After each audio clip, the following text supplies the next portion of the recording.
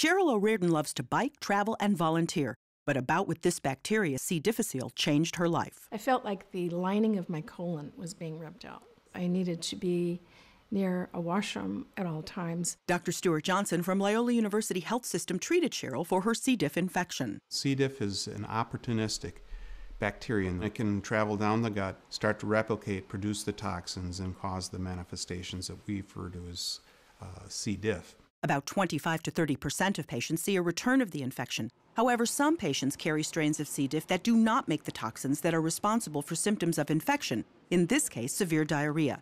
These are called non-toxigenic strains. If that strain can be established in your gut, it will keep out the toxigenic strains. In fact, it may even force out some of these toxigenic strains. Dr. Dale Girding from the Edward Hines VA Hospital and co-authors looked at 168 patients who had been successfully treated for C. diff and randomly assigned them to 4 groups.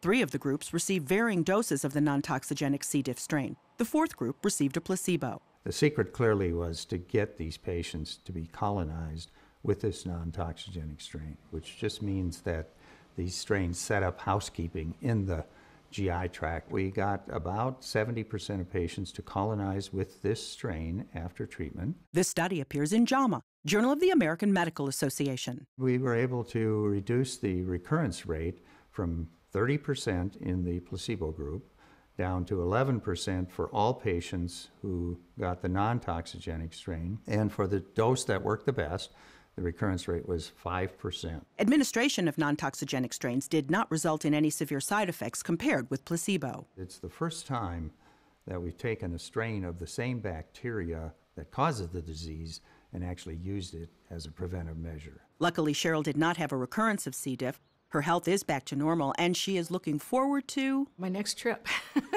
Catherine Dolph, The JAMA Report.